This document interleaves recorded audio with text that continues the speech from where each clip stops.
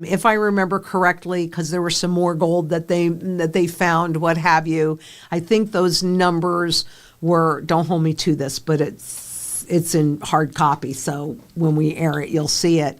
But I'm pretty sure it was about 38,000 at the moment that I did it on the true fundamental value of an ounce of gold, and about 1,800 on a true fundamental ounce of silver. However, the more of this stuff that they do, the higher those numbers go. 5,000 today, 10,000 9 months time, 15,000, 20,000, 45,000, 50,000, who knows, maybe hundreds of thousands gold. Financial models are beginning to project staggering valuations for precious metals, with targets ranging from $38,000 to $50,000 per ounce.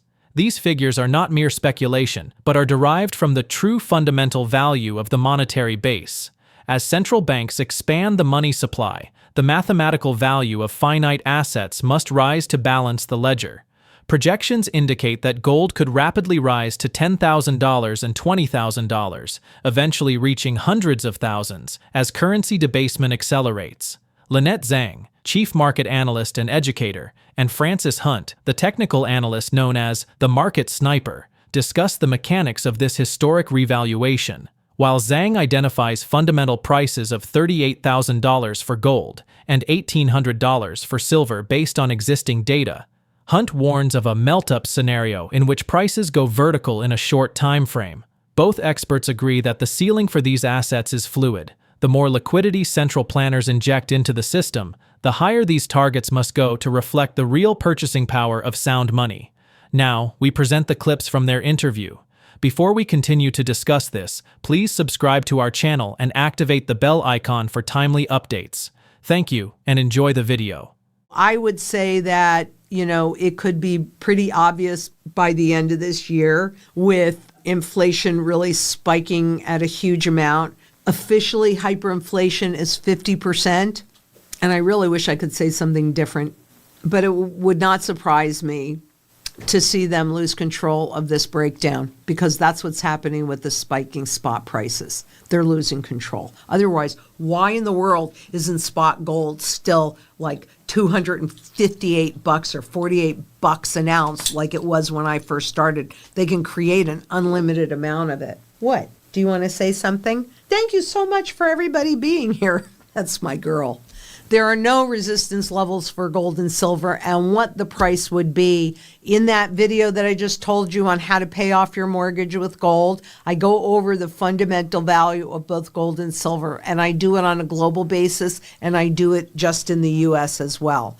If I remember correctly, because there was some more gold that they found, what have you, I think those numbers were, don't hold me to this, but it's in hard copy, so when we air it, you'll see it. But I'm pretty sure it was about 38,000 at the moment that I did it on the true fundamental value of an ounce of gold, and about 1,800 on a true fundamental ounce of silver. However, the more of this stuff that they do, the higher those numbers go. And so, like, if you look in Venezuela, their first overnight reset went up 3,500% because they push down and suppress the price of gold and silver so that you don't understand what's happening.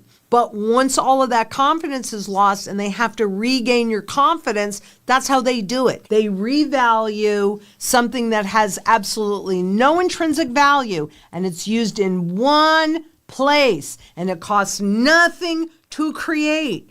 They revalue that against sound money gold, the primary currency metal. Do not lose sight of that. This is the primary currency metal.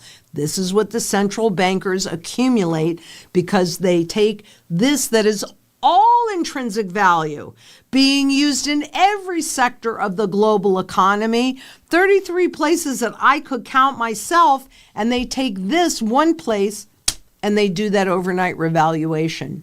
So I can tell you what it is now. It's hard for me to know what it will be then because it's based on how much new money gets printed on a global basis. But if you look around and you listen, what's going on in the Japanese bond market? They want to create inflation. They want to stimulate the economy by devaluing the currency. That's what's happening. That's what's happening here. That's what's happening everywhere. This is a global issue. We have to come together globally and demand sound money back in the system again. So there are no systems, right. I mean, I can't tell you what that number is going to be because these dollars have absolutely no value. It's like my $10 trillion Zimbabwe note, wherever that happens to be. You know, I'm a trillion, here it is. I'm a trillionaire in Zimbabwe, but I can't buy anything with this, right? So it doesn't matter. Don't get blinded by numbers. What gold and silver do, especially gold, is it holds your purchasing power intact because it's all supply and demand. And that's what we're seeing also in the spot markets. The gold-silver ratio would have had a bit of pushback. Let's just drop down to the lower time frames and have a look at it. Look at that daily, man. That is an absolute spanker of a pusher. And it's not slowing. Fat candle there. This one's only part the day through. So whilst it looks slimmer, it will fatten out. You had a little bit of a kind of shooting star vibe. And then what the hell? Back up. Dollar down. Dollar down. The death of the dollar is the turbo juice of gold. Repeat after me. The death of the dollar is the turbo juice of the gold. More than any other fiat. They're all dying and they're all contributing. But you've never had, not in the 1980s, not in 2011, not in any gold run before. You've never had an entire Western hemisphere and even some debasement for China and all the other fiats. I'm not ruling them out. They're also over indebted with their property booms and various other things. You've never had a globally worldwide environment. 1980s was primarily the dollar. You've never had a globally worldwide fiat and debt debasement. The scale of this belies the scale of anything you've seen before. You will sell too soon. And yes, there will be a broker ready to take it. They won't be offering you 70% of spot. You will sell too soon. The scale of this is far larger than you think. Everything you will see is designed to throw you off the mechanical bull. The question is, how deeply are you in the full reset of this? Until you've had a debt crisis, until you've had bank implosions, until you haven't even got through phase one of probably a phase five-phase book playout. You haven't even started with the major banks declaring insolvency, and you haven't even got. Great taking comes around phase three, end of phase three. I mean, you haven't even started. This is a rolling contagion of absolute melt-up. 5,000 today, 10,000 9 months time, 15,000, 20,000, 45,000, 50,000, who knows, maybe hundreds of thousands gold.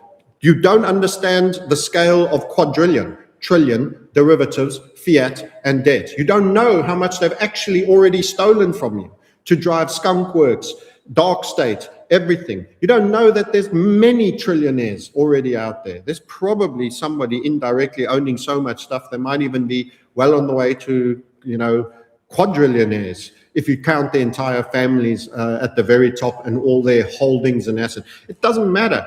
You don't know. No, Bill Gates is not the rich guy. Elon Musk is not the richest guy in the world. They're front men for people whose money they own. When JP Morgan died, they realized that he had just a minority of stake in the bank. Okay, this is where you're at. That is gold. This is why you hold. You hold, you hold, you watch them squirm. Everything they do will be designed to try to take you out of this trade.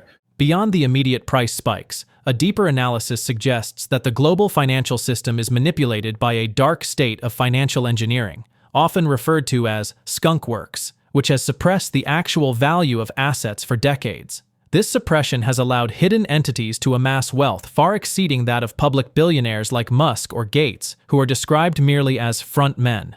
As this control grid fractures, the death of the dollar will act as turbo juice for gold, creating a melt-up so violent that most investors will psychologically fail to hold their positions, selling far too soon before the actual wealth transfer is realized. To fix this broken system, a hypothetical restructuring of the central bank would require the immediate cessation of free money printing. While this would trigger a severe recession, it is viewed as the only path to reintroducing a currency backed by redeemable gold and silver. Additionally, the integration of blockchain technology is proposed, not for central bank digital currencies, CBDCs, but as a tool for direct public voting to bypass corrupt political intermediaries. This transition represents a shift from perception management back to the immutable laws of supply and demand, where physical metal remains the only counterparty-free asset in a world of unpayable debt. Let's get back to the interview. Where are we with the gold-silver ratio?